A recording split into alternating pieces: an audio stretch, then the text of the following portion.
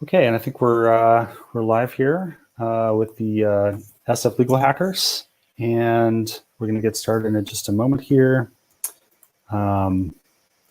Great.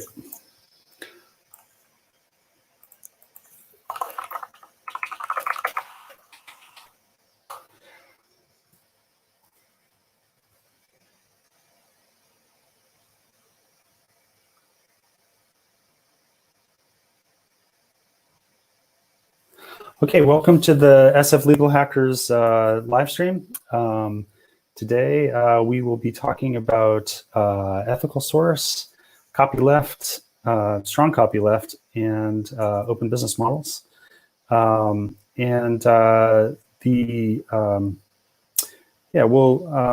get into this in just a second. We're going to wait for everybody to join. We're going to start right at 6:35 Pacific time.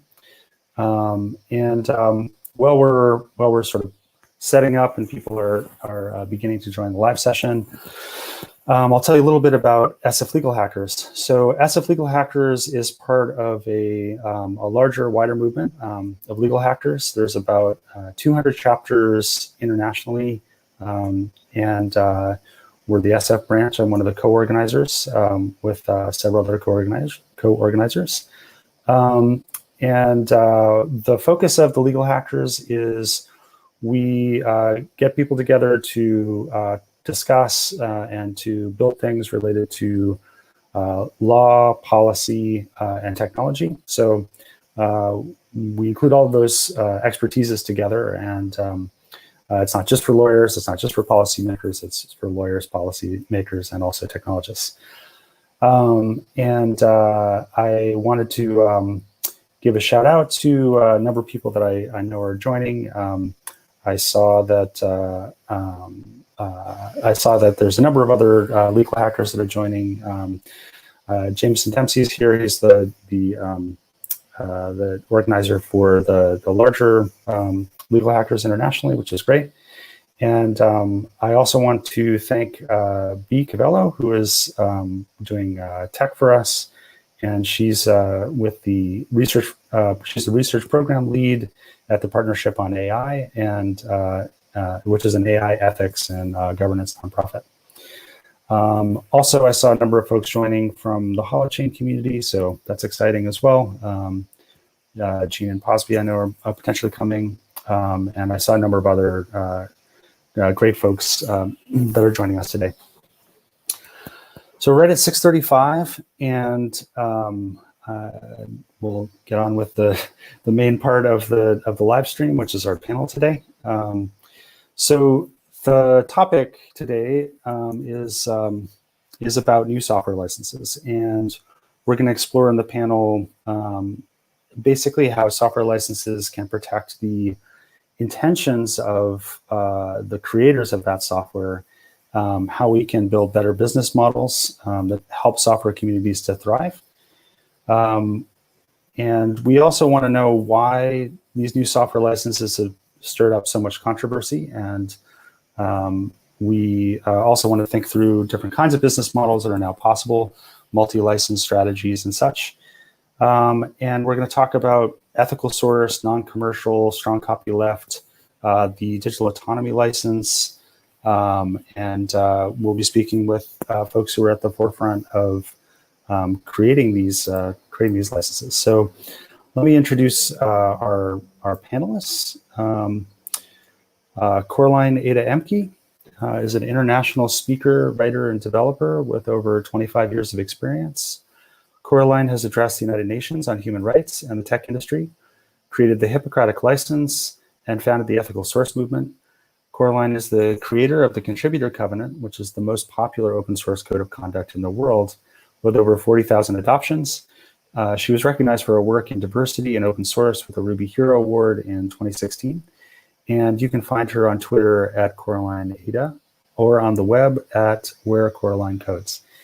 And all of the notes that I'm reading are in the Legal Hackers meetup, but they're also in the comments under the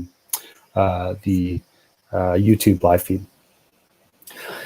Heather Meeker is an attorney in private practice who specializes in drafting and negotiating intellectual property transactions for software and other technology clients.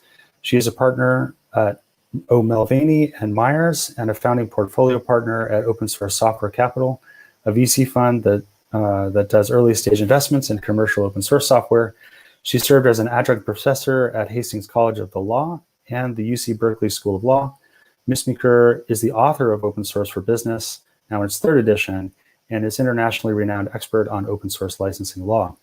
She's a member of the American Law Institute and has served as an advisor on the projects for the Principles of the Law, Software Contracts, and the Restatement of Copyright Law.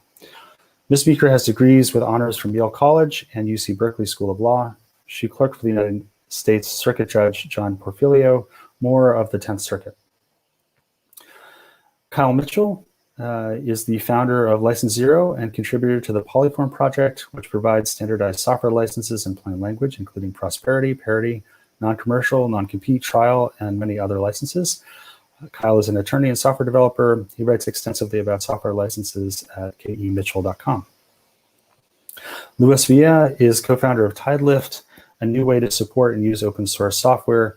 He's a lawyer, executive, and former software developer specializing in open source licensing, product counseling, technology transactions, and community strategy. Before Copyleft, he worked with some of the most high-profile technology projects in the world, including as Deputy General Counsel of Wikimedia Foundation, leading the revision of the Mozilla Public License, volunteering on the board of directors of the Open Source Initiative, and as an invited expert at the World Wide Web Consortium. And I'm Noah Thorpe. I'm the host this evening. I also founded Comakery, a platform to gather your community and work on projects together. And the Comakery server code was recently published under a non-commercial and non-violent public software license, which is part of the reason I'm excited about this panel. And I've led work on many legal technical systems, including private market exchanges, crowdfunding, security token systems with SharesPost, the no token with Republic, and private equity systems with Nasdaq Private Market. I work on the future of organizations through Comakery Labs, and I'm a co-organizer of the SF Legal Hackers group, which is where we are now. So I'm going to start with some brief intro questions just to get things started. And Heather, could you tell us what the Polyform project is and how it relates to your work writing limited licenses for Confluent, Redis, Elastic, and Mongo? Well, the Polyform project is a set of standardized source available licenses, and the category of source available is one that has been coming to the fore for the last couple of years. People may have seen a lot of press and information about the Confluent licensing model, Redis, Elastic, quite a few others. And one of the characteristic of those licensing models is that they all have something that's open source and something that's source available. They also have other elements as well, but the source available category it's not actually exactly new. It's just never really had a pithy name before. And I had been seeing in my legal practice so much demand for this kind of license that we started the project to try to create some that people could use without, hiring expensive lawyers to draft them. And one of the objectives was that one of the great things about open source, in addition to all the other wonderful things about open source, is that the licenses are standardized. So you can communicate in a few words what the license terms are. And that's actually been a huge boon to the industry, just in reducing transactions costs and elevating understanding of licensing terms, whereas proprietary licensing is completely custom.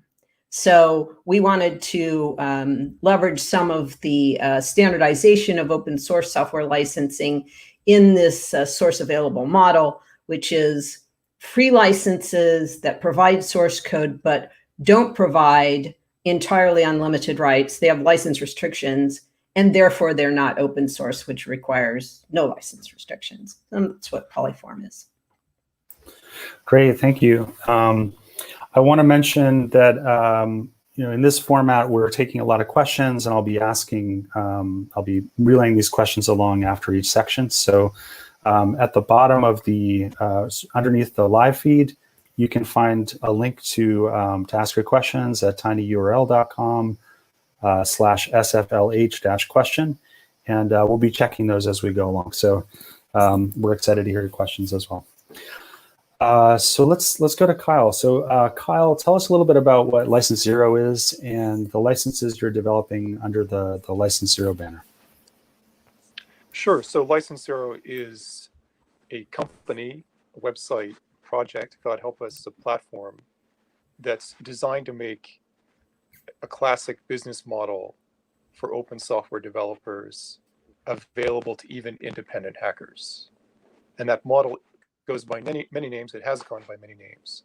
But the crux of it is that you make your work available for anyone to use in other open projects.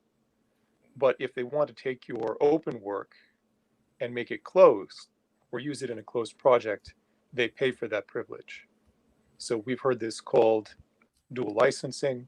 We've heard it called selling exceptions. I've tried to call it public-private licensing. I hear more and more that paid and free makes more sense. But the crux is just that. The trick with that license-based approach in the past was that it required a lot of infrastructure, and not just technical infrastructure, but people. People included like me, like lawyers, but also business people, and frankly, just administrative help. The idea of License Zero was to make that back office support available as a platform, make it something you could sign up for instead of something that you could hire or found or organize. And also to try to reduce the friction involved on the other side as well for users of your software who need to discover that they need a license and need to buy one. And as part of that, License Zero had to offer terms that implement that kind of deal that's being offered to users. And one of those licenses was, or is called parity, which in very simple terms says this is free for use in other open software, but not enclosed.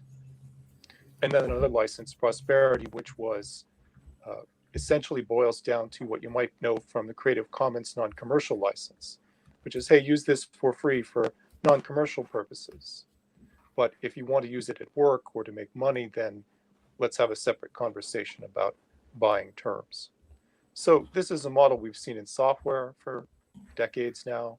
It's a model we see in other kinds of creative work like stock footage or B-roll.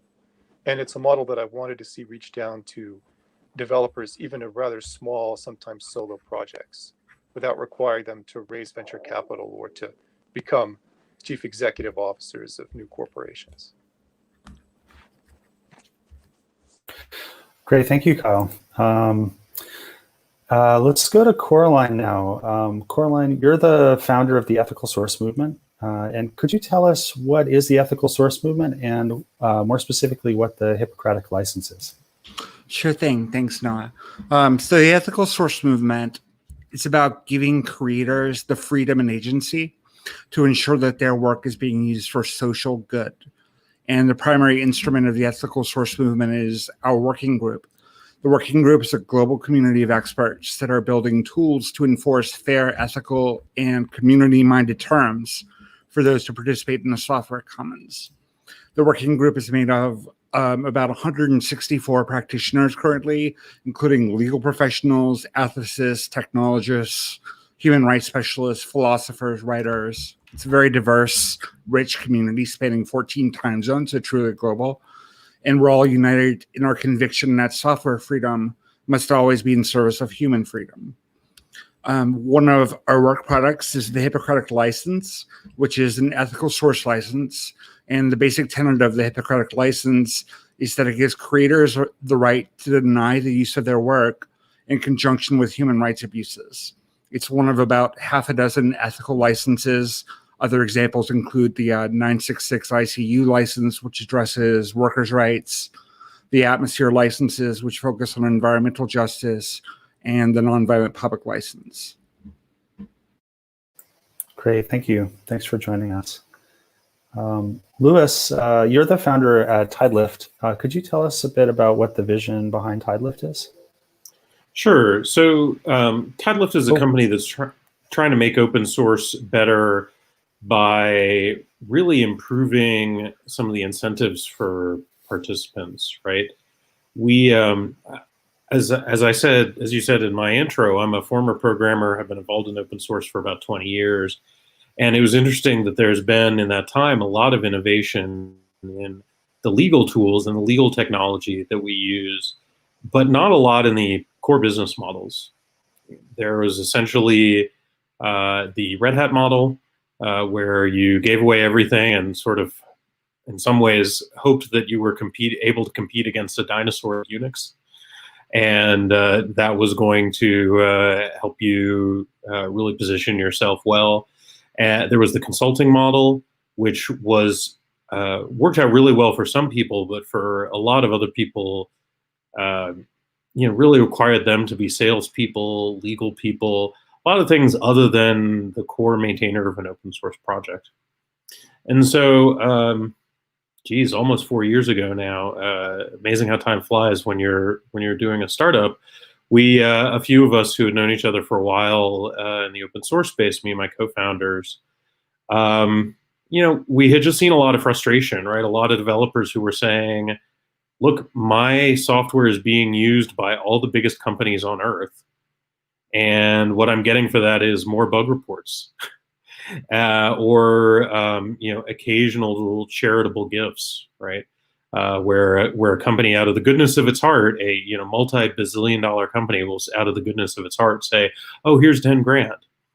And we thought we could come up with something that was better than that, right? Whereby banding developers together by offering the sales and legal infrastructure, we thought we could convince a lot of companies to help pay those developers, almost like the Spotify model for music, right? Where we measure a company's use and we pay out appropriately to developers whose open source software is widely used.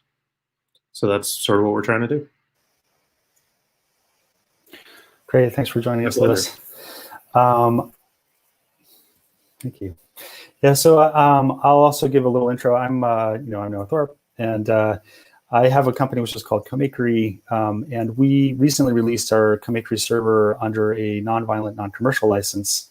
And essentially, it's a variation on one of Kyle's license, which is the Prosperity license, or it's a non-commercial license. But after quite a bit of thought, I should say mainly I decided that we should also have a non-violent clause, because I really think that if a community is going to put a lot of energy into creating source code, that it shouldn't be used in a way that kind of violates the original spirit in which that code was written. So since Comakery is community software, and it's also for coordinating people, it's particularly relevant because if you're using software to coordinate people, you don't want to. I don't want my energy to be used, or the energy of the community that I'm organizing, to have their work used for violent purposes. So I'll get into a little bit more of how that plays out later. But it's inspired by Coraline's work in ethical source, and also conversations that I've had with this community. So let's we're gonna go through 4 different sections. We're gonna talk about strong copyleft. We're gonna talk about ethical source. We're gonna talk about mass license adoption and business models in that order, and we'll get into some more in-depth conversations as we move along. And we're going to start out first with talking about copyleft and strong copyleft. And so, Kyle, how would you describe strong copyleft? Do we lose Kyle? No, maybe we did. Maybe I'll let's see. Oh, there he is. Kyle, are you back? Am I? Yes, I think you are. Yeah. How would you describe strong copyleft? Strong copyleft is just copyleft without exceptions or complications. Right. So for contrast, there's a license zero parity license, which is would be in this category of strong copyleft or just copyleft. How does it say differ from the AGPL, or is it similar? So the best way to answer that question, or the easiest way for me, is to go into the details. And I would do that by talking about sometimes surprising ways that the AGPL does not require sharing code or changes back. But I think it's important to understand that with these licenses, especially with the GPLs of all stripes, there's a kind of folk license and then there's the legal license. And this isn't about calling people who aren't lawyers ignorant or saying they can't understand the license terms. Many can and do. But when we think about AGPL, I think most of us who hear that acronym think, okay, that's the strong, scary copyleft license. That's the one that is share your work alike, no bones about it. And that's certainly more true of AGPL than the GPL before it. In particular, the AGPL wanted to reach this problem of, well, you haven't used my library in an application that you have people installed. Instead, you've used my code to run a service online. And you haven't shared copies of the software with anyone. You've just given them access to a copy that you're running. And as it turned out, the way GPL was written, that avoided the obligation to share your changes alike. Even so, what we're finding is, one, that the move from GPL to AGPL took the form of, depending on how you see it, either an ugly or a very expedient hack. And so it's kind of GPL with a patch. And GPL was complex enough, and now AGPL is more complex than that. But now to turn to some details, for example, if you run a AGPL program, and you don't make any changes to it from the original quote unquote official version, you don't have any obligation to provide the source code to users. Now, there was supposed to be kind of a clever hook here, which was, the idea was that people who chose AGPL would want source to be shared anyway, and so they would write their software to offer its own source code. For example, there might be a link at the bottom of the web application that says, click here to download source code. And if you clicked it, you would get a tarball. And of course, making changes to take that away would require that you share changes in the program as a whole. So there's this kind of hackish, clever, reciprocal, strange loop solution to making sure that people could get source code.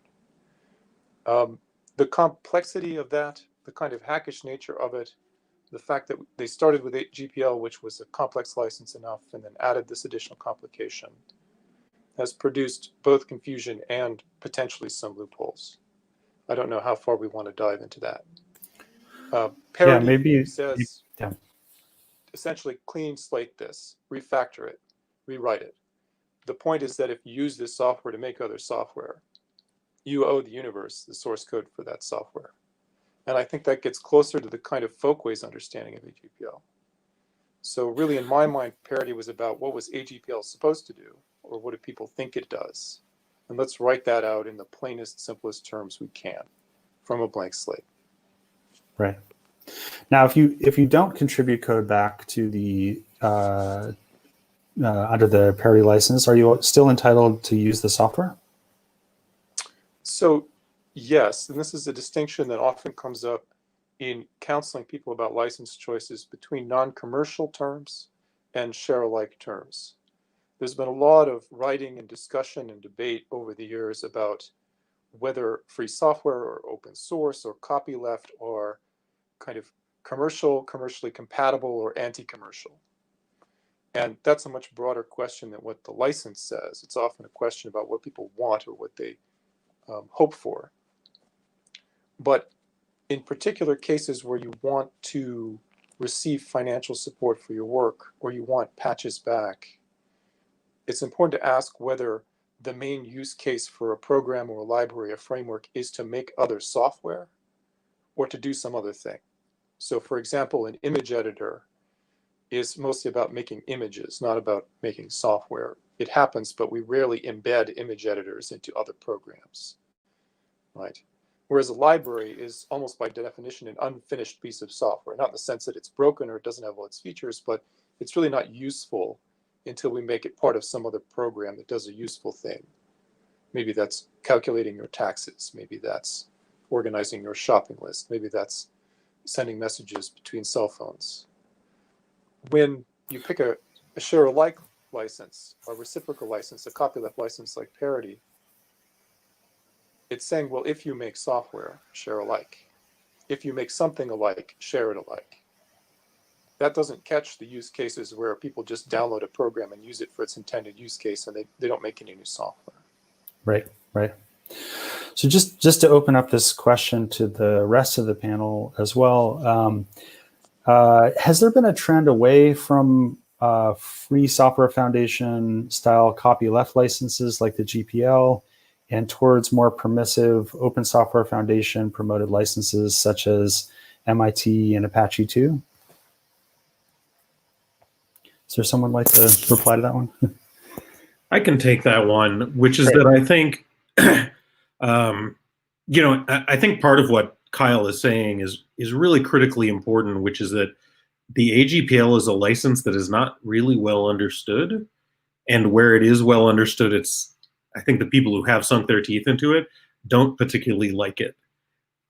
And a lot of people have confused people don't like the AGPL for people don't like strong network copylefts, right? Like, so I think there's, and I see Heather smiling because I think we maybe disagree on this point, but I think there's actually a lot of demand from developers out there for really strong, aggressive copyleft licenses, but because the AGPL has sucked up so much mind space, and to boot also essentially been abandonware. And the AGPL is a sort of unusual, and this is something I'll talk about a little bit in the section on adoption. AGPL was published by FSF, and the president of FSF then immediately went out and started telling people, you shouldn't write network services at all, which is a weird message for an organization that's promoting a network services license to go out and give, right? And so I think that almost had a bit of a sabotaging effect, right? Where the organization that published the license didn't really feel like it was supporting it. And so again, it's important not to confuse, well, is AGPL popular? To which I think the answer is not really, with our stronger licenses popular, which I think there's still a lot of space for experimentation and growth there, including with what everybody else. I'm the only person here who hasn't yet written a much stronger license, so I feel a little left out. But I think all their work is. I think I'm very optimistic about the long term for all the work all of you all are doing. Heather, did you have a counterpoint? Yeah. No, I don't really disagree. The AGPL is complicated and misunderstood. There's no question about that. Even some of my clients who use it don't understand it very well. It's a little distressing, but I do think that as an overarching matter, copyleft has gotten less popular. I do think there's been a trend towards permissive licensing over the years, and I don't see that ending. People like to say GPL is the most commonly used license. It depends on how you measure. But I've seen a trend away from copyleft entirely, mainly because I like to call, what you undergo with copyleft an understanding tax. People just don't tell, maybe, and they really don't understand even more.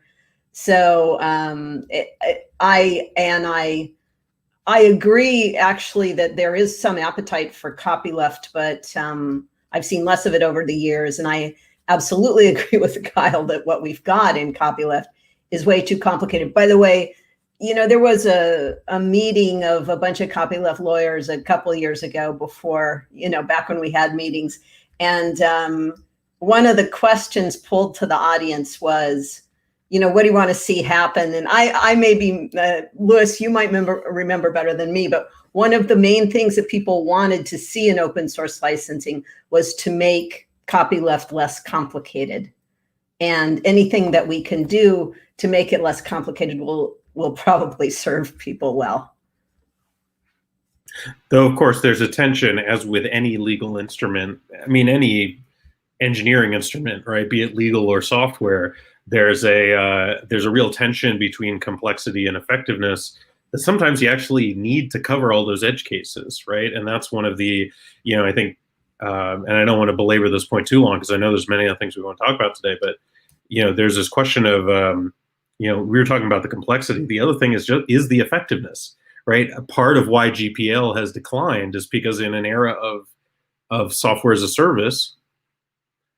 So again, like, let's not confuse the decline of one particular license that is now ineffective with whether or not, because I mean, that's the like, the reality is that the FSF does not publish a good copyleft license for the modern software economy.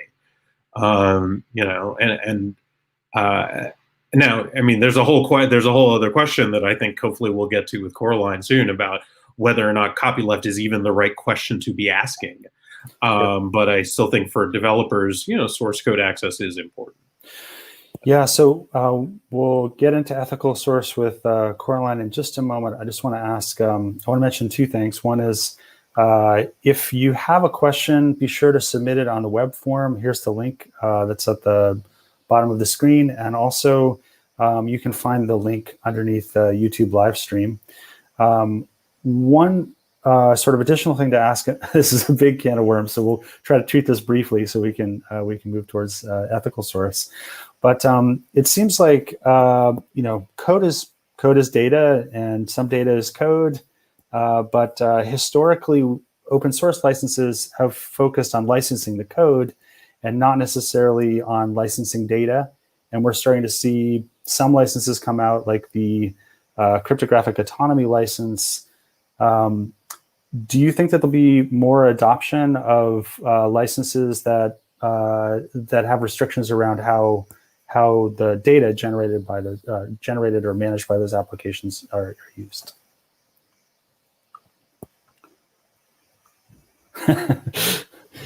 I certainly hope this is only water, so I need stronger things to discuss data. Yeah. Okay. Do you mind? Coraline? No, I can only say I hope that we do go in that direction. I'm sorry.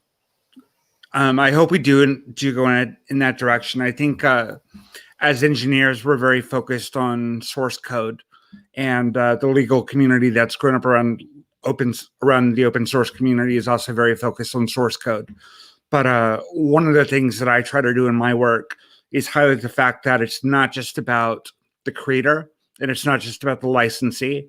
It's also about the people that are impacted through the use of the software, which may even be without their consent. So I think that strong privacy, strong user protections begin with controlling your data, and licensing around data it just makes a lot of sense to me. Thank you. Kyle, did you have something as well? I did, and then Coraline said something better.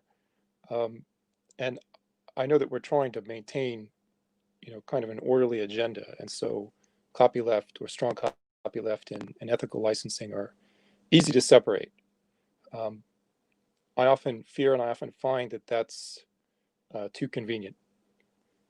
So the instinct that we have to think more broadly if we're going to engage conscience and try to hold ourselves accountable for doing good, and not just for ourselves, we have to think more broadly. And that's one of the lingering questions around strong copyleft. And it's one of the reasons that some of the work I've done and others have done with it has been controversial. Is parity still an ethical license in the same way that GPL felt or was presented as an ethical or ethically motivated license? Or is it too narrow? Is focusing just on source code or sharing alike within the guild of software, does that inevitably lead to situations where it's a blinkered moral view, right? And that's come up very directly in questions about, well, to what extent did Copyleft succeed? Did it exceed on the goals that it had, that Stallman had, for example? Did it exceed primarily as a tool for companies? I'd say that many of us think that AGPL is largely a tool for companies now as the kind of the linchpin of a business model. And if Copyleft gets stronger, does that weaken its ability to hold a moral position or have a moral effect? I don't have any big answers for this, but that's kind of what weighs on my mind. Copyleft is fine as a tool, but what is that tool good for, and what are its propensities, right? What should we expect from it in the wild? So we're starting to get some questions in, which is great. Thanks, everybody. So the first one we have is Manas Mishra in India asks, could you please describe about SSPL 1.0 versus AGPI 3.0 with regards to MongoDB? It's not something I know about. Heather? I can probably take that one. Yeah, so SSPL, server-side public license, was a license that was created by MongoDB after they essentially, and by the way, I represented Mongo in this effort, so please don't attribute anything I say to them. It was their own decision, and I couldn't do justice to speaking for them. But they became frustrated with AGPL and what it was accomplishing for them in their business. I think this is kind of a corollary of some of the things we were talking about before. And there was a lot, I don't want to go on forever about this, but there was a lot of press about a practice called strip mining. Of course, that's an incendiary word, but it was, companies who do web services, using the software without contributing anything back. And they thought AGPL didn't do enough to prevent that behavior. So they wrote a new ultra strong copyleft license, SSPL, submitted it to OSI, and it was withdrawn. It was not approved, but there was a great deal of Sturm and Drang over it. So the difference essentially is what I would call the scope of copyleft. So AGPL and GPL basically have a scope that constitutes a program. What that means can be a little bit difficult to sort out, but that is the notion, that it covers a program, whereas SSPL had requirements to share source code that went outside the boundaries of the program. And the reason for that was that in web services, a lot of the innovation can actually be done outside the scope of, what is called the program, allowing people to basically not share the improvements that they make around the software. So that's what SSPL was. To my knowledge, Mongo is the only company using it. I'm not entirely sure there's nobody else, but I don't know of anyone else. And it's considered, I believe it's an open source license, but that was subject to dispute.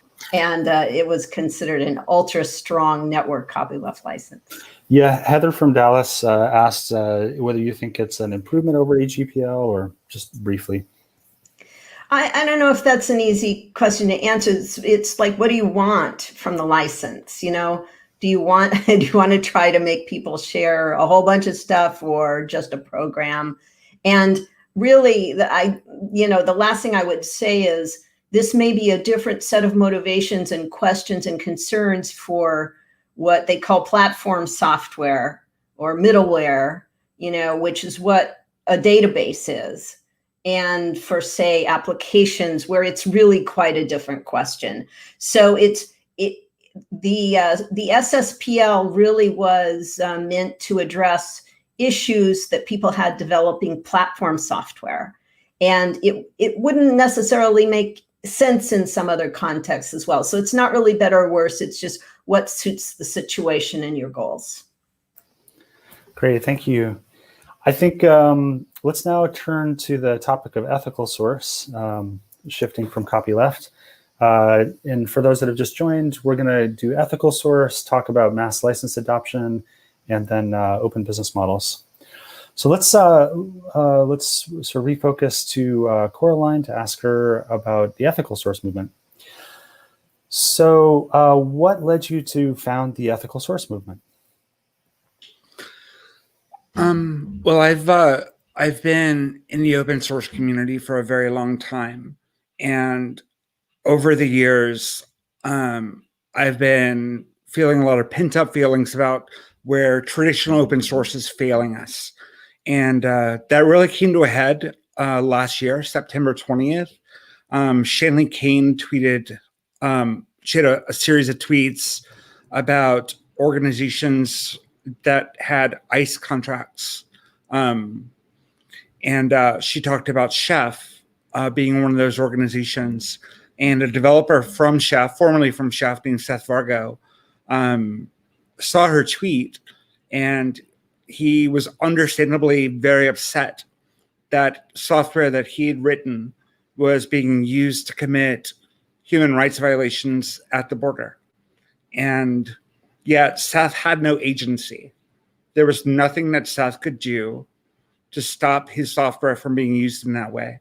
He pulled his software off of GitHub and off of Ruby Gems, but the open source establishment, such as it is, couldn't help him. And legally, they were compelled to side with the human rights abusers. And that's a significant and systemic moral failure. So ethical source is our attempt to create a mechanism through which people who are participating in software commons can fulfill their social and ethical responsibilities for the work that they create. And so I know that there's been a couple versions of the Hippocratic license that you've worked on, and I'm really curious what the differences between the first and second version are, because I know that in the process of releasing the first version, that there was a lot of learning before the second version. So if you could share what you learned, that would be helpful. Sure. Well, the first version was a reaction to injustice and human rights violations. It was what people like Bruce Perens like to call a crayon license, and that's infantilizing, but whatever. Hippocratic license version 1.0 had no enforcement clause. It was just an ethics clause literally bolted onto the MIT license. The point of the license was not to create an ethical license, but rather to be used as a lightning rod to spark long neglected conversations in the open source community. However, I did see that there was value in having a license like this, so I paired up with two different legal teams over the course of the next few months. And one of the things that we were really struggling with for the 2.0 version of the license was enforcement, because that was understandably a lot of the critique of the license in its first incarnation. And we were trying to conceive of an enforcement mechanism that was fair to both parties, licensors and licensees, and also there was not an undue burden on either party. And while we were trying to solve this problem, an international group of human rights experts came up with an answer. December 12th of last year, the Hague Rules for Business and Human Rights Arbitration were launched. And we based our enforcement mechanism on the rules that they created, because the arbitration rules that body created are exactly for this use case of arbitration between business and human rights concerns. So that was fantastic timing, and the Hague Rules were first added to what is now the 2.1 version of the license back in February. But in terms of like what I learned along the way, which is kind of the second part of your question, I learned something that I already knew as a software. I learned that your first idea is probably wrong, but it's also probably the first step toward a real solution. Iteration is what software developers do. Software is only done when it's obsolete. So the license was the first idea, and maybe it was wrong, but it was the first step toward ethical source. And through ethical source, we're iterating and developing new solutions, not just in licensing concerns. Right. And are there projects now that have adopted this license that that you can highlight, or what's been the response from developers to the first few versions? I think there's a lot of hesitation on the parts of developers, which is completely understandable. This is new territory. One of our earliest adopters is a Ruby project called VCR. And I personally worked very closely with the VCR team throughout their adoption. And we learned some great lessons about relicensing, which we then wrote down to share with the community. And we actually got some unexpected help from Richard Fontana from Red Hat in working with the VCR team. Interestingly, in May of this year, Google put out a statement saying that Hippocratic license projects like VCR are to be considered a forbidden patch, meaning that employees can't contribute to that and they can't use it in their work. And this was great. I talked to Curtis Rainbow Green, who's one of the VCR maintainers, and I asked him if he was bothered by the fact that Google, came out and said, no, we can't use VCR. No, we're not going to contribute to VCR. And he said he wasn't bothered about it. In fact, Google is, by the definition in the Hippocratic license, an unethical organization. Amnesty International published a 60-page report in November about Google and Facebook's business models. And they described them as a surveillance-based business model that is predicated on human rights abuses. So the fact that Google says they won't allow Hippocratic license projects into their ecosystem is actually a win. Wow, I use VCR. I'll have to give it some code back. Just to sort of shift to the contributor covenant. This is also something that you're the creator of, and it's been adopted by tens of thousands of projects. In what cases do you think that a covenant covers? In what cases is it appropriate to use the contributor covenant, and in what cases is it appropriate to use the Hippocratic license or a variant, an ethical source variant? I think it's all a continuum, because really both a code of conduct and an ethical license are part of the same ideal. The central thread is that technology is used in the context of a human society. And ethical source, the ethical source movement, the working group rather, we released the ethical source definition, which I think does a good job of framing the different constituent parts of a responsible, ethical software commons. So first, the little project has to benefit the commons. And that means contributions are made in the spirit of open source, source available, other commons distributions. And that's an area that licensing is well suited for. Unfortunately, that's also the area that the open source establishment focuses on to the exclusion, I think, of other important concerns. Licensing is one component. It must be created in the open, source available, welcoming of public contributions. That's the GitHub ecosystem that we all live in, for better or for worse. Then we come to an internal concern. Ethical source comes from a just and a welcoming community. And that's where a code of conduct comes in. And that's where transparent governance also comes into play. Ethical open source puts accessibility, safety, and privacy first. We address them in the source code, we address them in the distribution model, and we address them in a community that springs up both of creators and maintainers, also of users and the people that the software is used on. And finally, fair compensation. And this is something that Lewis's company is trying to address. There's been a taboo in open source for a long time about getting paid. And yet the major open source projects that we see enjoying what is widely considered wild success are corporate efforts, where with paid developers working on their projects and open sourcing them to the world. And yet, when an independent developer, maybe a project like VCR or something else, struggles, there's no money forthcoming. Those same corporations who hire their own workers to contribute to open source aren't willing to pay other open source maintainers. So really, it's part of a continuum. Ethical source elevates and prioritizes the needs of the communities that we form around the commons, and a license is a legal mechanism for ensuring that the things you produce can be used in ways that are effective.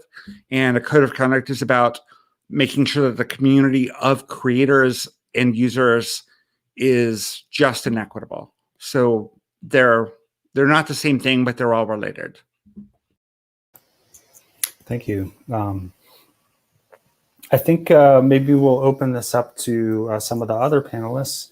And just a reminder, if you want to send us a question, there's a form that you have down here at tinyurl.com, SFLH questions. It's also under the YouTube live stream. And maybe we can ask Louis. So open software promotes the right to permissionless use of software code. What are some other rights that software licenses might aspire to protect? The one that's been on my mind a lot lately as the parent of a young child is around issues of carbon emissions, right? And I think the challenge. I think that's a great. It's a great example of something that widely acknowledged as an ethical concern. Something that we can actually take some very concrete steps. A challenge with, well, as we mentioned, that strong copylefts, right? Knowing exactly where they begin and end can be challenging, right? And similarly with the Hippocratic license, and this is some feedback Coraline and I discussed after the 1.0 release, knowing what exactly it means to be doing good is complicated, right? Entire religions, systems of ethics, all these things have sprung up around these things. And for me, something that's a nice quality of carbon is actually you can sit there and say, are you a company that owns gigatons of carbon under the earth, and are you keeping it under the earth or not, right? That's a fairly concrete quality. So that's something I've been thinking about. Even then, there's still challenges around, you frame this question in terms of rights that can be protected. Those aren't really, trying to jam that kind of problem into a rights framework is tricky, right? You are definitely, one of the challenges, I think, what Coraline was just saying about how the contributor covenant covers things that aren't well adapted for licenses, right? I think one of the disservices that both the Free Software Foundation and the Open Source Initiative, and I say this as a former OSI board member, something that I wish I'd realized earlier, we promoted the idea that a license was a hammer, and so all of your ethical problems are nails, right? And so, Stallman said, we have an ethical problem. We can't get access to the source code of our printer. I know, we'll use a license. And that wasn't actually entirely the license is a useful tool in the toolkit. But if it's the only tool in the toolkit, you really run into a lot of problems. And that's where the carbon thing, human rights more generally, ICE, rights more generally, it's really hard to know when licenses are the right tool for it. Right. I just want to chime in here about the reason why Comakery decided to go down this route of being very focused in a way around non-commercial, non-violent was largely around being able to have something that we could draw a really clear, bright line around, and that a lot of unethical behavior, not all, but a lot of unethical behavior winds up in some kind of violent activity as its outcome. And so that was sort of a strategic thinking around what we could create a bright line around that would make people comfortable adopting the license to say, yeah, I'm not I'm not organizing a militia. I definitely don't have to worry about this. And so there's some sense of comfort in using the license, which is similar to what you get out of MIT, which asks nothing of you. But yet we still have a safety net around that we can use to say, no, this is unethical use of our license, and it's a pretty bright line. That's the goal for us. What are some of the other? Oh, go ahead, please. Can I interject Please, for just a second? Absolutely. One of the things, and Lewis, I'm not saying this is what you meant, but I have seen critiques of the Hippocratic license saying that I think when it first came out, Bruce Perens wrote that what is ethical shifts from time to time, from place to place, from person to person. And that's why we tied the Hippocratic license to the United Nations Universal Declaration of Human Rights. Edmund Berkeley in the 50s, who's one of the founders of the Association for Computing Machinery, took part in a lot of projects around ethics and computer science. And one of the things that he said that's really stuck with me is that there are some things that are very clearly for social good, and there are some things that are very clearly for social ill, and there's a wide swath of things in the middle.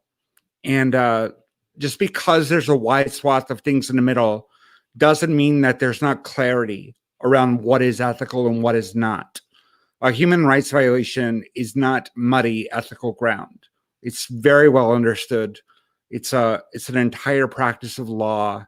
It's an international discipline. It's multicultural. So I think that one of the criticisms of ethical licensing in general, that ethics can't be defined, is kind of a red herring. Yeah, I think to go to one of the audience questions, Jeff Lush in San Francisco asks Coraline and everyone, besides causing helpful, uncomfortable conversations among lawyers and developers, what teeth do ethical license have to be enforced? And so what would that enforcement look like? With the Hippocratic license, if a creator believes that a licensee is in violation, the first step would be contacting them and saying, hey, you're using my software and I see you doing X, which I believe is a human rights violation. Do you want to take this to arbitration, or do you want to stop using my software? That's the first decision point for the licensee. If they decide they want to engage, then the parties enter arbitration under the Hague Rules. And the Hague Rules call for experts on the subject of business and human rights, that particular intersection, to be involved in the adjudication. And if the parties are able to resolve their conflict through arbitration, then everything proceeds as normal. If they're not able to reach an agreement, then the licensee has 90 days, which is, I think, very generous, 90 days to stop using the software. There's no fine, there's no fee, there's no exorbitant legal costs. It is as simple, straightforward, and low barrier to entry as possible. That was the way we designed the process. Okay, thank you. So yeah, go. Someone else? Is that Kyle? yeah, do you mind? Great, perfect, absolutely. Just the opportunity to maybe tie some threads, which is that when we talk about a license, and I think when we talk about why licenses got this reputation as the general purpose, moral, ethical document in software, we have to remember that there's power connected to not necessarily licensing, but to the intellectual property law that underlies it. Right? If you don't have a stick, you can't force someone into arbitration or try to mediate or even get them to answer your emails. you need something. Maybe sometimes it works just to appeal to their good graces or their morality, or to point something out that they simply hadn't seen. But often it takes some more or less explicit leverage to go there. And when we say license, we just mean rules that are connected to that leverage. When we say a code of conduct, we mean rules for different interactions between different sets of people that are connected to other leverage, like I can ban you from the GitHub repo, or I can kick you out of the core team. And now we're seeing rules connected to other concerns, other relationships, like don't use my software to abuse users or hide their data from them. And we're having to connect those to sources of leverage. So you mentioned the cryptographic autonomy license, and you mentioned data licensing. At least in the United States, there's no intellectual property right like copyright in data. So we have to connect that to software copyright because we have leverage over that. And so Coraline's point about there being kind of a spectrum, and lumping all of these kinds of written rules together can seem a little wishy-washy at first until you get involved in these disputes. And you realize it's just written rules about relationships hooked up to sources of leverage, legal or otherwise. And they're all a mess, right? I am not a human rights lawyer, so I tend to think of that as a big fuzzy mess of competing legal and cultural norms. But there's a bunch of experts running around having debates about what corresponding sources are the GPL to. I don't know how to compare those two things, but anyway, it took me way longer than I hoped, or that it should have, to bring some of those threads together, and I appreciated how Coraline laid them out. Thank you. I have one more question for this section, which is from Posby from Brisbane. Had asked a pretty sort of difficult question. I know what he's getting at, which is how can non-free, I'm trying to find the right term, protective licenses be used to avoid corporate enclosure while preserving openness and access?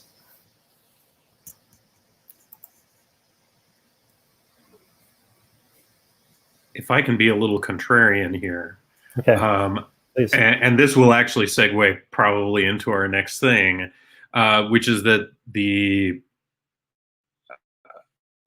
that sometimes we want corporate usage, right? And because corporations do have a lot of resources that you can bring to bear on whatever your problem of choice is. And so I think, as Heather was saying earlier, it's really important to understand what your needs are, who your potential allies are, who specifically enemies are, not just corporations generally. So that may be, in the final analysis, that might actually be the right thing, in which case Kyle definitely has some, the Polyform project and some others have non-commercial licenses that might suit, right? But it's hard. It's important to understand. I've if any of the folks from the Atmosphere licenses are watching, I apologize, because this is something I have a half-drafted email to you about that I've never quite polished enough to hit send on. But there's a difference between sort of all companies that emit carbon, which is to say basically all of them, and like Exxon. Right. And so how do you craft something that really targets the right things? And that's a hard, I think something that Kyle, I think first drilled this into my head, and Coraline's also been very influential for me in this. We used to think that the right length of time for a license to live was like a decade. And I now think that is like nuts, right? I mean, Heather, was a huge participant in the Mozilla public license process, and we used to joke that if we ever had to write another Mozilla public license, we'd quit, we'd go, monastery instead or whatever, right? And the idea that, because that was going to be something that was going to be 10 years down the line, and I think that was I think in retrospect, that was probably a little bit of a mistake, right? It really tended to fossilize certain choices in a way that, might not have been wrong at that time, but that certainly, as we're adopting and adapting to a new world, it's not the appropriate pace of change anymore, I don't think. Yeah. So to dig in a little bit more on the mass license adoption question, which is our next topic, Louis, in your role at Mozilla and working on the Mozilla public license, what was the community drafting process like, or how did you arrive at the terms that you were going to end up with? You know, the Mozilla process, in contrast with some public drafting processes, was much simplified because Mozilla had a pretty clear vision of what it wanted. Mozilla thought version 1.1 of the license worked pretty well for us. We think that, we thought at the time, and I think still think overall for Mozilla, that, Mozilla was a very pragmatic organization. And the idea was that we wanted a copyleft that signaled to you, hey, this is a community, you should participate, you should give back. But if you really don't want to give back, we're not gonna. That's not a fight we're gonna fight, right? We're gonna beat you with better code. We're gonna beat you with better development. So if you really want to do that, go for it, right? And that stemmed out of the pragmatism of Mozilla originally being a spin out of Netscape, right? And proprietary plugins was going to be part of the thing from the beginning, because from the beginning there was Flash and Java and so that was a very pragmatic choice. And so the Mozilla process was very much about, how do we refine that? How do we consult with developers, with corporations who are using it, to bring those folks together to the table so that they might adopt the next version of the license. The two biggest users outside of Mozilla were Apple and Sun.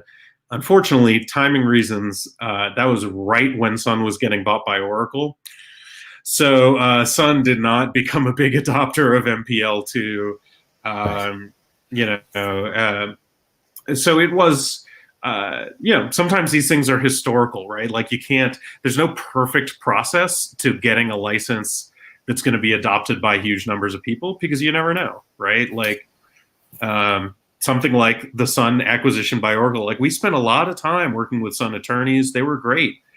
They were terrific partners, really helped strengthen the license, including some really keen observations on little things, but important things.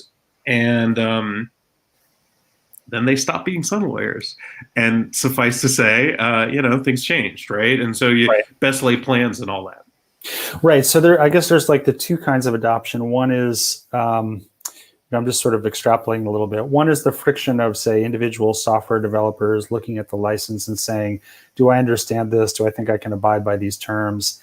And the other is maybe another company that is a large user of that software, determining whether they will adopt it at all, which would be maybe a big loss if they were a supporter of that software.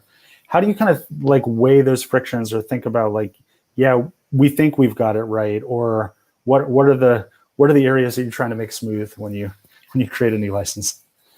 Oh boy, so many, right? I mean, you definitely want, at least I strongly believe readability is critical, right?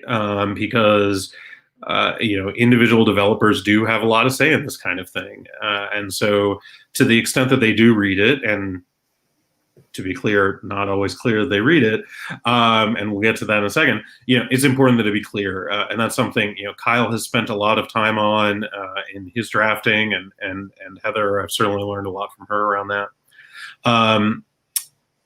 So, that's a big one. Anything you can do in terms of documentation. Lawyers don't like to document what they write, because then courts are like, well, should I pay attention to the specific, the documentation is, in some sense, from a developer perspective, that's a layer of abstraction. And as we all know, as programmers, abstraction layers are leaky, right? They never perfectly match. And lawyers hate that, right? They want to, because that introduces another layer of uncertainty when you're trying to interpret the thing. Right? So you really, if you're a lawyer, you just want the one thing. And that's something that's hard for lawyers to get over, and to say, like, you know what, actually we need to write some docs. This is again where iterating quickly can be a helpful process for an attorney to embrace, because developers know, oh, well, the docs and the code have a mismatch, let's fix it. Whereas you tell a lawyer that the docs and the code have a mismatch, and Right. They don't want to fix it, right? And so that's a tension there. The other thing, I think it's important to remember, it's not just corporations, and I think actually corporations now in this particular case, I called on Sun, but like communities are critical.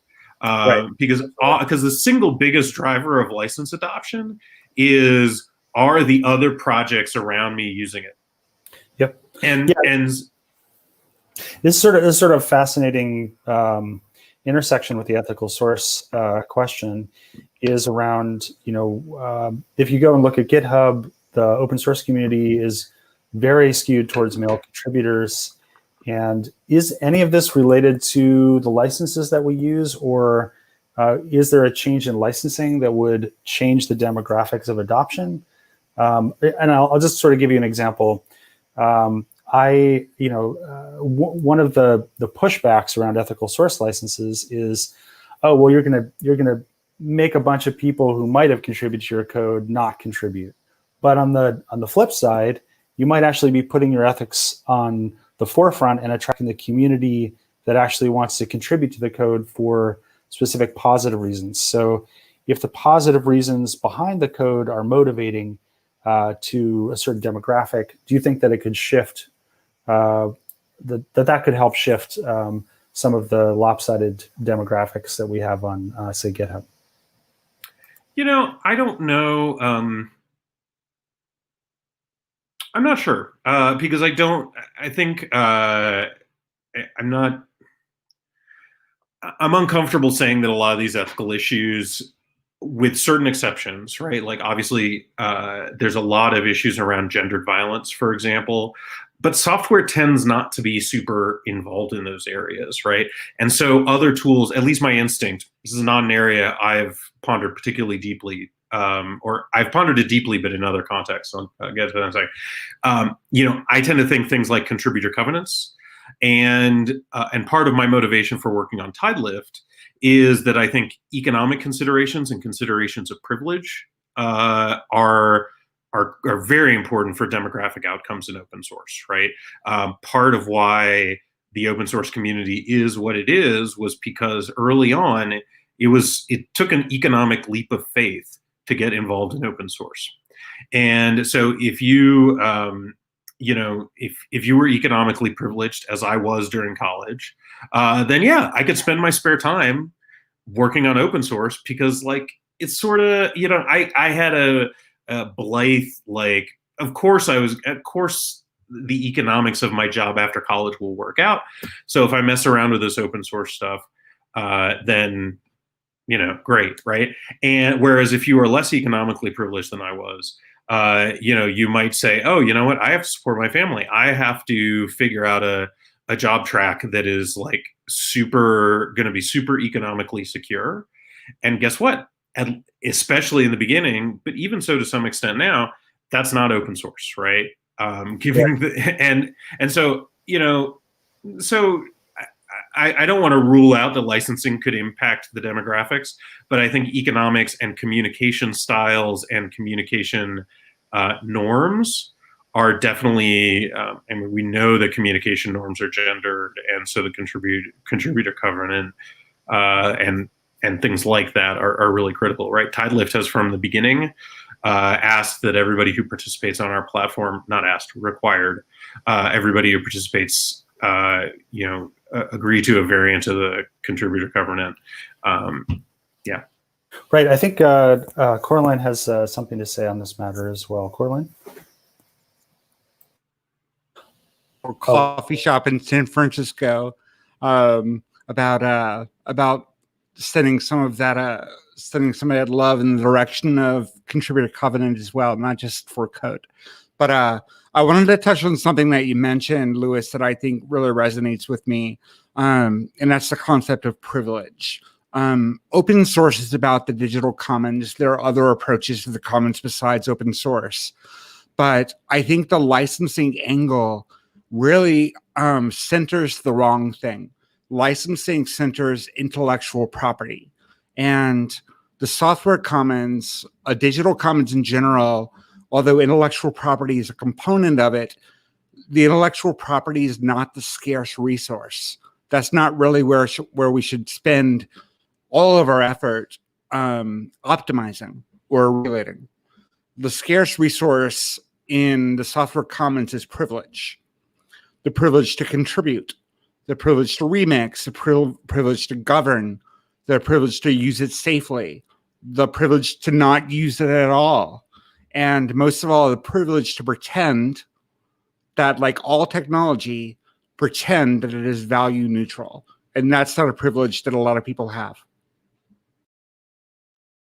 Yeah, I think I agree so much with that, and especially that value neutrality, right? I mean that I would love to see the broader community wrestle more with what it means that software is not value neutral, right? And we just don't. We're not really equipped to do that, and I think that's a shame. The quote that I always refer to from the first rule of first law of computing. That's how it goes. Technology is neither good nor bad, nor is it neutral. Yeah, and we tend to pretend that that's not the case, right? And I think something that both of us have called for the sort of broader understanding of where these tools sit, and I think it's entirely possible, right, that you can reach a conclusion that building a huge commons that pretends that all this stuff is neutral might actually in some ways be the most value enhancing human value enhancing outcome, right? Because it's entirely possible that that having this resource out there for everybody to draw on actually does increase innovation in really important ways. I mean, like all of the work that any modern nonprofit does, for example, just like everybody else, is built on giant piles of open source. And so, like, that's enabled by the pretend value neutrality that we've built. Is that, I don't know what the right outcome to that discussion is. I know it's a discussion I'd like to see more people engage with and wrestle with, because you're right, currently we just pretend it's all value neutral, and that's obviously wrong. So is innovation value neutral? I mean, we started off where the technology is coming, the internet is coming, it's going to be great, democracy for everyone, etc.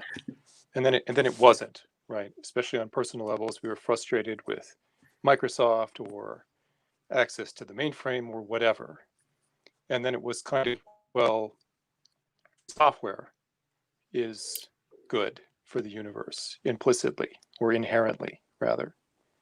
And, depending on how you see the relationship between open source, we see some of that now, right?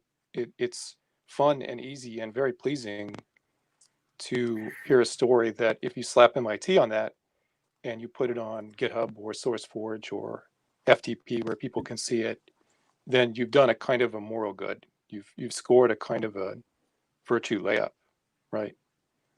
And I think maybe the next retreat from there is just to say innovation, right? Which kind of just means new stuff, or often new stuff that makes money. But I don't think that there is a value positive, just inherently righteous, easy solution. I agree with you completely. I think it's just like, I agree with you completely. I just can't footnote. I can't footnote everything that I say in a video conference, unfortunately. So I have to lose some nuance. Well, let me kind of get into some very specific questions that are coming in from some of the people watching. So first, Lynn's from Boulder asks, I work for a nonprofit about to start building some open source software. Are there strategies for how to go about incorporating parts of our mission around food justice into the license? Any orgs that are a good example?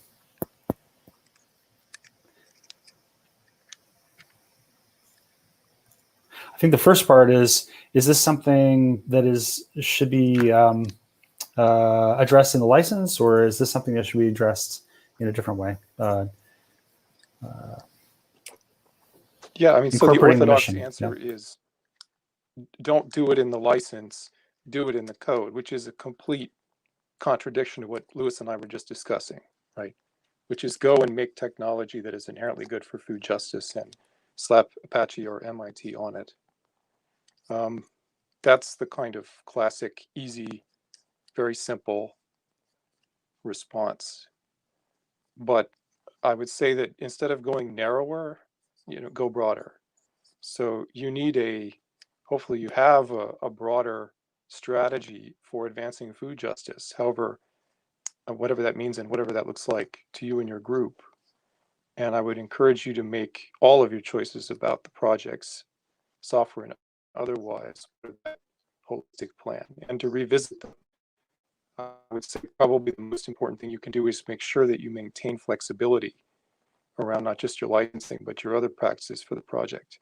And then set up accountability for yourself and make sure that if something that you're trying isn't working, for example, if you find that a license change is mostly just confusing people or it has blocked contributions that you want and you manage to hear about that, revisit, try again, test it. But I don't know that anyone on this call can tell you whether or how a license term can make sure that your project does as much good as it could. And I will say, my wife Yeah. works in food justice, and so I have feelings about this issue. So Lewis at lu.is, drop me a note. The other thing I'll say is simply, I ended a talk on this topic that I gave in February, and that I hope to finally publish a blog post on soon, 6 months too late. That the important thing here is that you're building a movement, right? And the license and the software are subsidiary to that broader goal. And so that figure out what the licensing is that helps you build in that direction.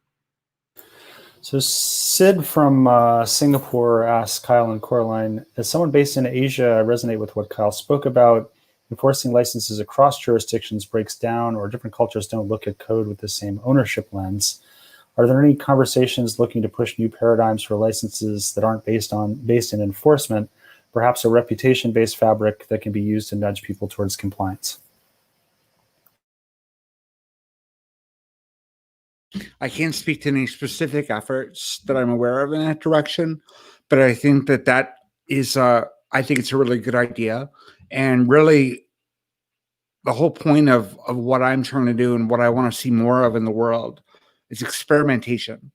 The open source definition was written in 1998, and it has undergone very, very little change in the past 22 years. The world is increasingly complex. The world is increasingly interconnected, and software is there every step of the way. We have to be ready and willing to experiment, to make mistakes, and to iterate. That's the only way we're going to get better at solving the problems that we're creating by living in a world where software is so preeminent. I want to dig down into, before we get to the business model part, and also some additional questions specifically. Oh, go ahead, Kyle. Yeah. Who was that? Sorry. Yeah, that was Kyle. Okay. Kyle, you're muted. Am I back? Yep. Hello? Oh, great. So. Nope. And then muted again. I will say one thing, in response to the question about sort of networks of trust or reputation. There are a whole bunch of experiments going on using the oldest token, aka cash. Copyleft is in some sense, part of this, right? Where we're saying companies can say they supported you. Patreon is something that is that at least some developers are using. GitHub sponsors. These are ways of focusing on the positive, of supporting rather than taking away.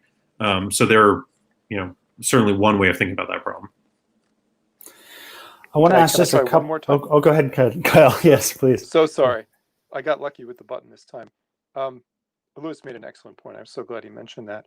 The other thing that I wanted to mention was that part of what interested me, excited me about Coreline's early work on the contributor covenant, relatively early on, was that the active adoption of the covenant, or even the act of opening a conversation about a covenant or a code of conduct more generally, had its own value. And that wasn't entirely divorced from what the term said. But arguably, even if the terms had been way worse than they are, there still would have been that kind of value. Call it a signaling value, call it, well, there are pejorative words for this too, signaling or virtue signaling, that kind of thing. But for certain problems and in certain ways, it totally works. And it is meaningful. And people make decisions about whether to participate, both in terms of running away and in terms of being more attracted, on the basis of flags that are flown up and signals sent that aren't necessarily connected to really clear leverage, like intellectual property rights or the ban hammer, that kind of thing. And I think those can be particularly important both internationally and also among contributors, collaborators, other people who just don't meet the economic threshold for things like lawsuits. Right? If nobody's got anything what to sue for, then chances are you're not going to court. So those other mechanisms and those other ways to send a message and kind of gather your tribe and repel your predators become even more important. And it's also important to remember, I think a lot of early open source was about this scarcity mindset of, oh, there are so few of us, we have to band together and we can't risk offending anybody. And like GitHub's going to hit 100 million active software developers at some point in the not too far future, right? And so at that point, if your tribe is only 1 in a million, that's still 100 people. That's still more contributors than the Linux kernel had for a very long time, right?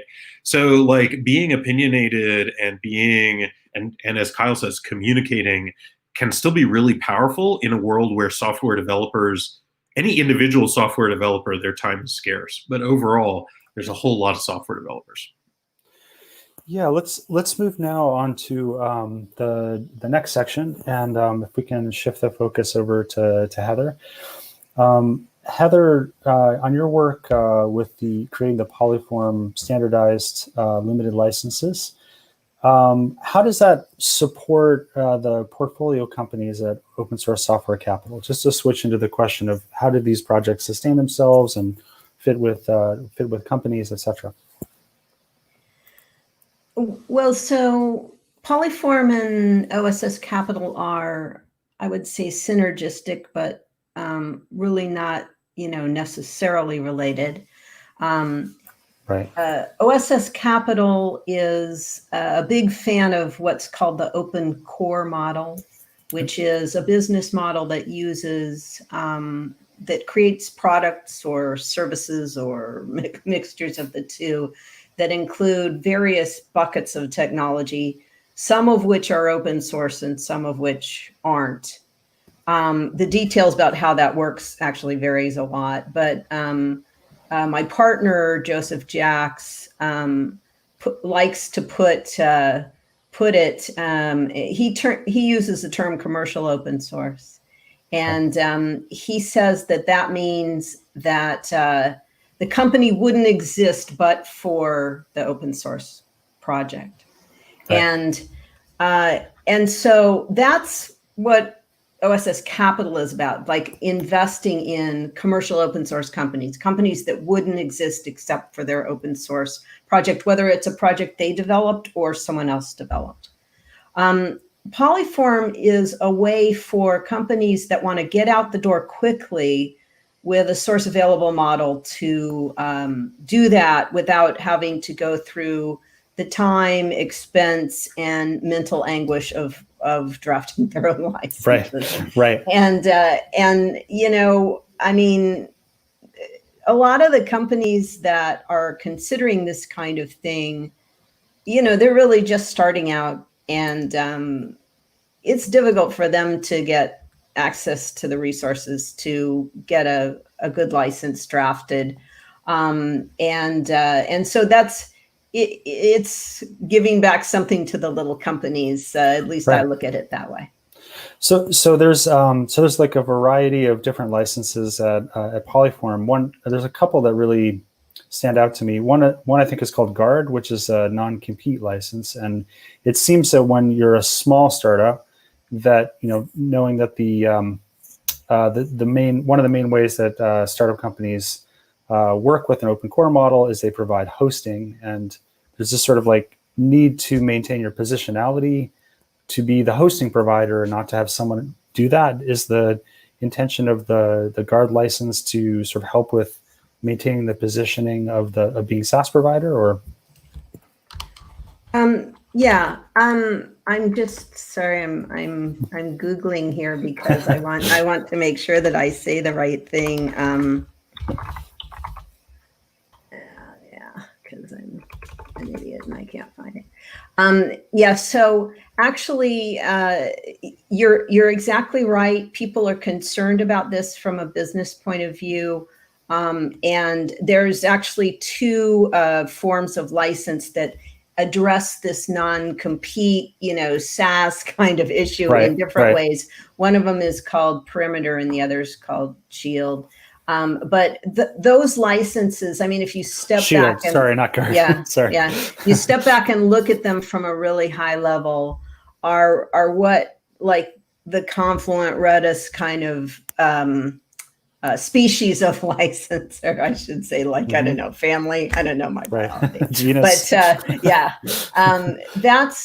those are those licenses. And then there are broader things like non-commercial, which is actually something the community has been demanding for a long time. And we figured we'd cover that off too. There are, some alternatives to that, but the basic idea is that, these are the kinds of restrictions that we thought were modal, that people really wanted to see in licenses. And so we created this kind of menu approach, not unlike the Creative Commons licenses that are limited, like non-commercial. Right. And so with a non-commercial license, often is the idea to have a dual licensing model where sort of two put together. Any license restriction means that whoever doesn't operate under the license restrictions has to come back and negotiate with you for a deal. So with the Perimeter and Shield kind of licenses, those would be, for instance, SaaS providers who want to use your software and sell it to people. For non-commercial, it would mean people want to use it for a commercial purpose. So. Right. And from your vantage point, participating in open source software capital, what do you think makes for an open source licensing strategy that's actually investable? Because it seems counterintuitive, at least to some investors, that an open source model would be investable, but clearly there's many large businesses that are investable. It's like an amazing investment. And the reason is that, open source development happens with, very few resources. So if you invest when people are at the early stages, you're potentially getting an enormous return on your money, right? Because you're really leveraging all of the benefits of open source in terms of, open source licenses can kind of be a proxy for a trial license. They can be effective to get to generate a lot of community interest. And so companies use these strategies of using open source licenses in order to kind of jumpstart their business without having to hire salespeople and all this stuff, right? So actually, it's a very efficient use of capital. Sure, absolutely. But there must be some, must be some ways that people go wrong with setting up their open source strategy where they're sort of, are there any like red flags or things that, you see somebody doing that and you're like, I don't think that's going to work out. well, so again, borrowing from my partner, JJ, open source development is huge value creation. What investment is about is value capture. So an a commercial open source company gives away a lot of value and keeps a very small piece of it, whereas proprietary is more try to keep it all, right? Yep. The way people go wrong, I think, is really just not having a strategy at all for getting from point A to point B. And when I talk to people about this, I always mention the underpants gnomes, which probably dates me at this point. But it's like, write software, profit, So the number of downloads doesn't tell you whether people will pay for software or pay for add-ons to software or whatever. You have to have an idea of what the market is and how you're actually going to have a business model. And the business model, you don't know it on day one necessarily, but you have to face the fact that you need an a business model, or else what you've got is just a community product that is, not a company, right? Which is fine if that's what you want to do. But if, you come to people and you say, yeah, I want to make this into a huge business and get a huge exit. If that's what you're trying to do, you need a strategy to do that. And the biggest problem I see is probably that, just not having a plan at all. And then the other thing is you have to take care of your trademarks. Oh, that's very interesting. Yeah. And what about contributor licensing agreements? Like, that's something we haven't really talked about because we're mostly talking about how the software is licensed. Like, can companies go really wrong around their CLAs? Well, yes and no. There's a lot of angst about CLAs that is maybe not entirely, rational. Mm-hmm. The important thing to know about CLAs is that a permissive license is almost identical to a CLA. So if you're running a project under a permissive license, you don't need a CLA. If you want to take contributions into something that's going to be proprietary or a limited license, like a source available license, you do need a CLA because you need to clear the rights to do that. And the conventional wisdom is people won't contribute in that case, which is, I have found by experience, sometimes true, but not always true. Interesting. In fact, most contributions to open source projects, particularly corporate ones, tend to be small, right? There's there's a huge tail to it, and some stuff for which you arguably don't need a license at all. But maybe we'll put that one aside. Okay. Just to let people know, also, if there are additional questions that you want to ask, we're just going to put the link up on the screen again. It's also underneath the YouTube live stream. And maybe I could open this up to Kyle. If you could talk about the difference between Kyle, are you there? I'm not sure if you're on mute or not. Okay, maybe we'll come back to that one. Oh no, there you are. Hello. Oh, okay. Is that Kyle? It takes 7 seconds after I press mute for mute to go off. Okay, all right. I'll give you a 7-second warning next time. So what's the difference between non-commercial license like Prosperity and say a non-compete license like the one that is that Polyform is providing? Is that for Kyle? Yeah, I was passing that one over to Kyle, but I guess Kyle, you're there. Maybe we'll spin that over to Heather then. The non-compete licenses are actually much broader licenses in a way, because non-commercial is only for non-commercial use for free. Yep. And there are many things you can do that are commercial in addition to competing with, competing in a way that's restricted. So actually non-commercial is in a way a little bit more limited. Okay. Yeah. Let's see. I think I'll just mention that for, from the Comakery license perspective, the idea is to have a non-commercial license, non-commercial, non-violent license, which is the public license, and then also to have to issue a second license, which is for commercial. And what I like about this model, from my perspective, is that you end up with these kind of two different value loops. One is anyone can use the software non-commercially, which includes foundations and nonprofits, non-violent government agencies, and the sort of philanthropic side. but then you can support that work also with the commercial corporate side. And that's kind of how I ended up with that decision, just as an individual practitioner. Let's see. There's a number of questions about the,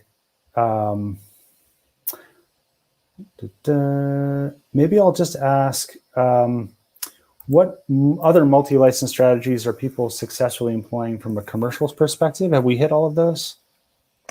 Well, so a number of years ago, and it's been a fair amount of time now, you have to go back 10, 15 years.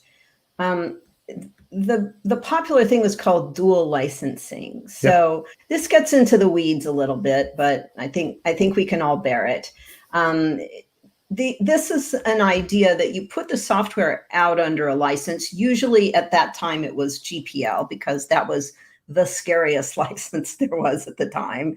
And then you would sell exceptions to people. And the company that pioneered that model was MySQL. It was under a variant of GPL, but it turned out to be about the same proposition. The idea was, if you want to buy your way out of the source code sharing requirements, then you would negotiate for a commercial license. But the important thing about it was that you were getting the same code, whether you got it under GPL with a commercial license. Open core is sort of the evolution of that model, I would say, in that there's usually a different version of the software that's under open source and under a commercial license. And also, not coincidentally, the open core is usually permissive. Like, people have mostly actually dispensed with the copyleft licenses in the open core model. There are very few dual licensing companies out there anymore. It was a popular model for a while, but what happened, as Lewis mentioned, was that the GPL lost its teeth, because it really only imposed significant conditions when you distributed software. And we moved from a world of distributed software to, software deployed in a zillion different ways at once. And when that happened, neither GPL nor eventually AGPL really provided the commercial incentive to come back and negotiate for a license in a dual licensing model. So that model is not popular anymore. Usually the open core has some open source software, but there's lots of crust around the nice juicy middle, right? It's it's additional features, it's services, it's a whole bunch of different stuff, right? So dual licensing per se barely exists anymore. That's been the basic change. Interesting. So just to sort of, I think we're due for a dual licensing comeback. And I know that's something, I wish Kyle were here for this, because that's been something he's been working on. And if you poke around his website, you'll see some things around there. And Heather, I think part of the reason why is because I think there's opportunity for for folks who want to do some kind of ethical source license. Oh wait, you're going to sell exceptions to the ethical source license? I suspect no, and I see Coraline shaking that, but I think there are. What you're selling is less about exceptions and more about certainty, right? Because there are always when there is that gray area, right? If you put some of the right mechanisms in place, then companies can say, I'm uncomfortable. I think I might be in the gray area. Let's negotiate one-on-one, right? Where you can say, you know what? I'm not sure. I don't think we want you. Or, the automatic exceptions are never going to fly in an ethical space, right? But an exception that's like, hey, sit down, tell us exactly what you're going to do, and we'll negotiate to see if we're comfortable with that or not. That's going to be something that I think might fly. So I would posit to you that what you're selling there, hopefully it's not an exception to the ethical source license, but it is a service to pre-litigate the question about whether what you're doing is ethical or not, and that's a service. But it ain't a license, right? So it is signed and sealed as a license. I see Kyle is back, so maybe I should stop putting words in his mouth. If there wasn't a license, who would want the service? Right? If it were a permissively licensed. Well, yeah, program. but I mean, you're not selling. Was that? I would away, and Kyle, maybe you can jump back in here, but Lewis was saying that the dual license model might make a comeback. And I would say that's possible if the copyleft licenses were improved so that they worked better for commercial ventures. But the ones that we have that anybody would seriously pick at this point, they're not doing it for the commercial companies at this point. Kyle, do you have other things you'd like to say about the dual license model and sort of the sort of potential comeback? How many hours do you have? and not all good things. Some highlights, yeah. I was, as Lewis was talking about exceptions to morally motivated licenses, I was reminded again of conversations I've had with some of the early, shall we say, ethically motivated adopters of the GPLs about how dismaying or simply nonsensical it seemed to them to witness the rise of selling exceptions or dual licensing or whatever you want to call it. There is a kind of call it a cynical approach, call it just a purely functionalist approach where, hey, if this license picks up, and maybe that's the Hippocratic license, Coraline, you and your collaborators should be aware of this. If it takes off, it will develop a very different kind of value. And some of that is just standardization value. And whether that's using that value for monetary gain or frankly to advance other objectives is an appropriation or a clever innovation. That's a conversation I'm tempted to say that you should be prepared to have, but the evidence is that we're almost never prepared for that conversation. I would say that's what happened with AGPL. I think it got mostly co-opted by dual licensors. I mean, it was, to me, such a failure as a license that its modal use got to be as an alternative in a dual licensing model simply because it was the scariest license that OSI had approved. Now I'm laying aside some of the actually scarier ones that nobody really uses.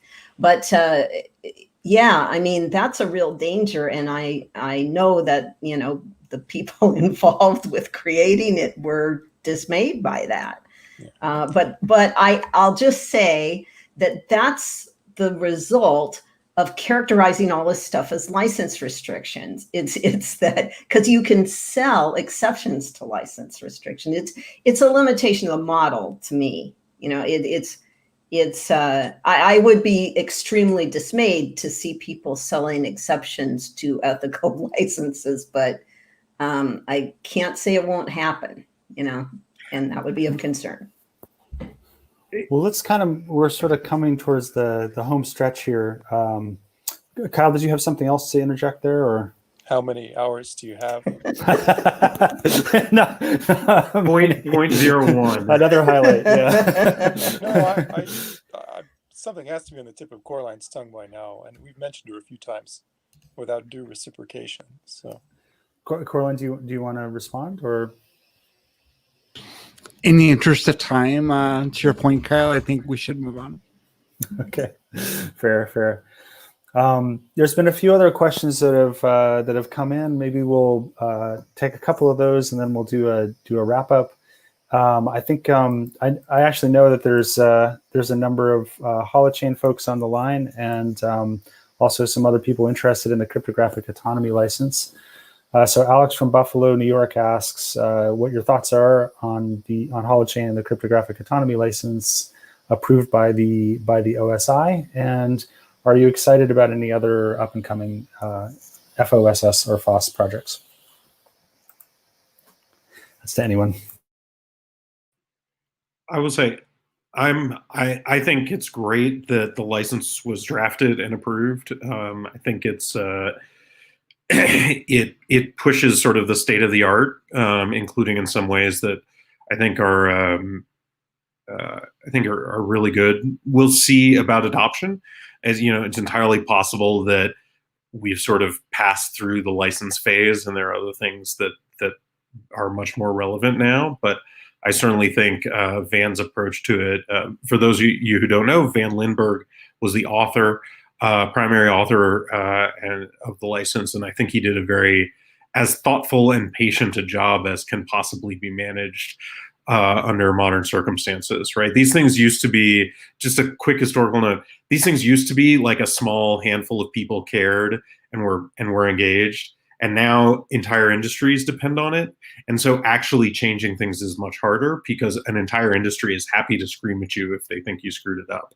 And so that takes a certain fortitude to push through, which Van has, Coraline in abundance has. So I think you can't care about screaming anymore. There's too much of it. It's too reliable.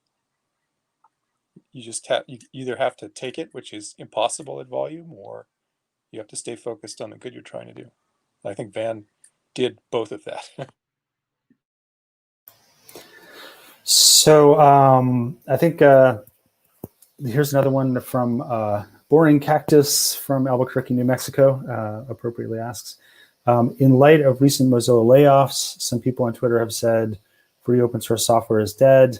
What do you all think of the significance of the collapse of Mozilla for the broader movement?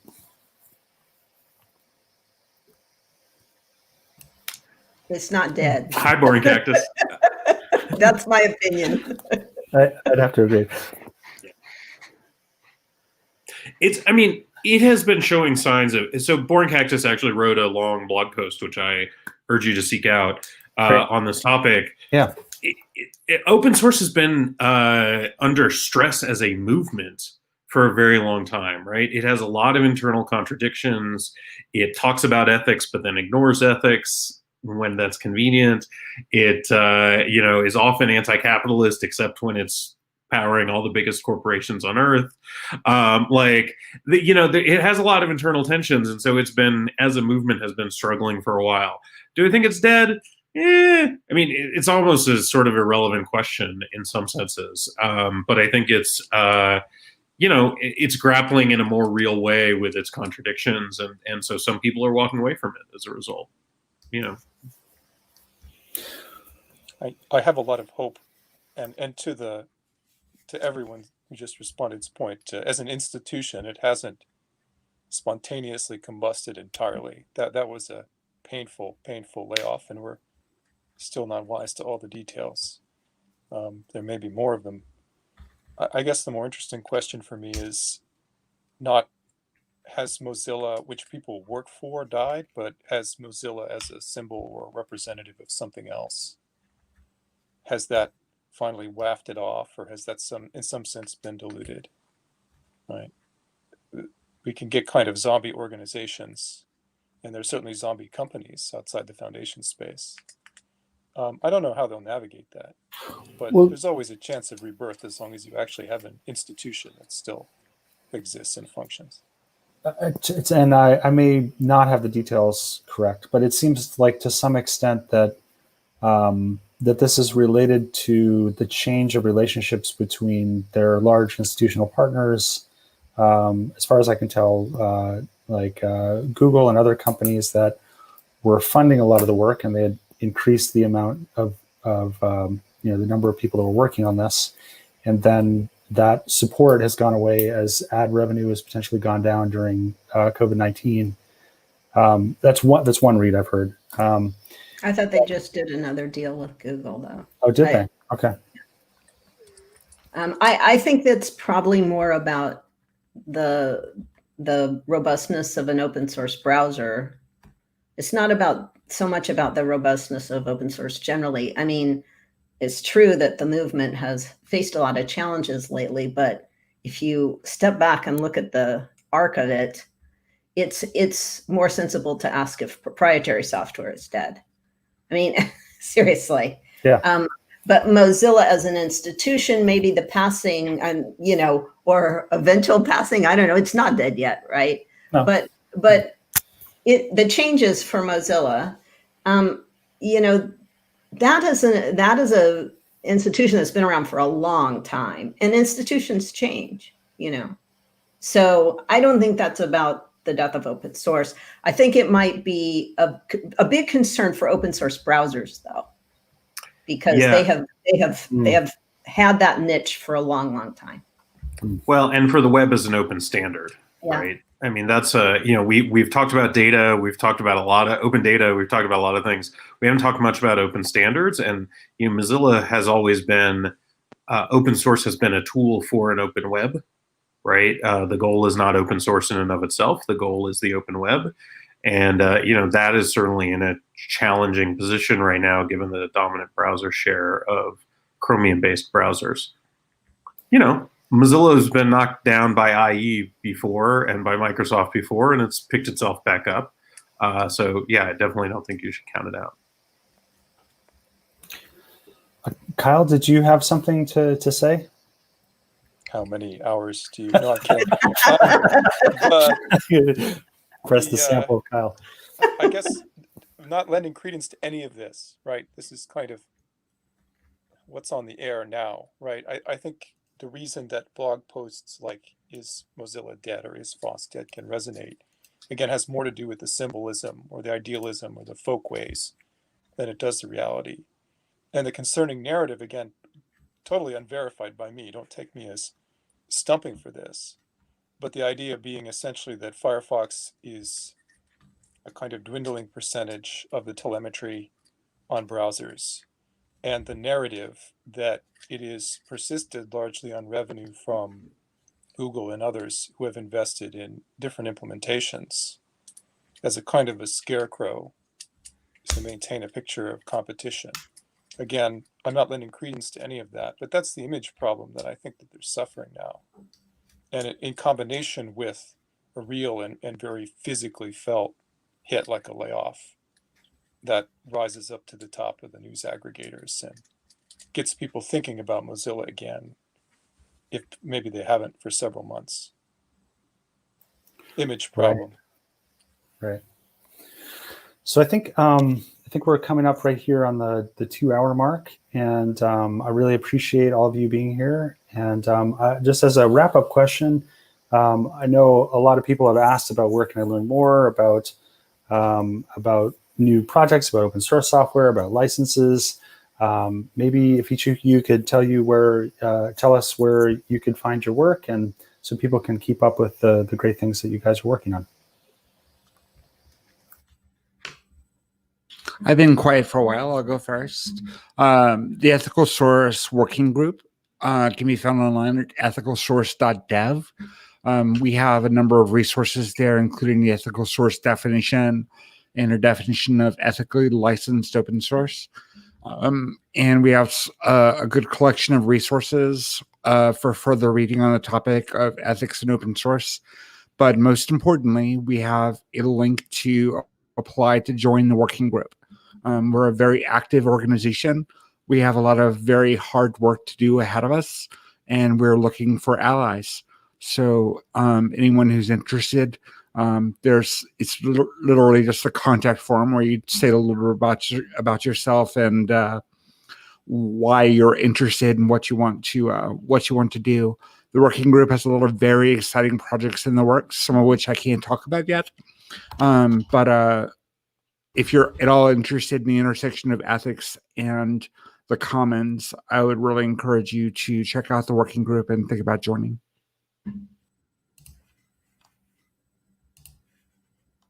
Who's ready to go next? Heather? Sure.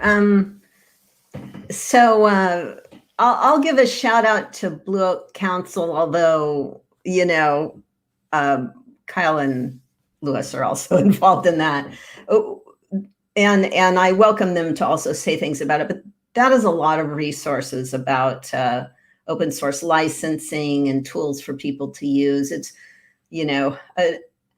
an attempt to democratize availability of high quality resources, they're peer reviewed resources, and also has the permissive license list, which is an amazingly useful resource, in part because nobody ever did it before. Like people were, for some reason, unwilling to say what a permissive license was, but there's a really great list there and lots of other resources.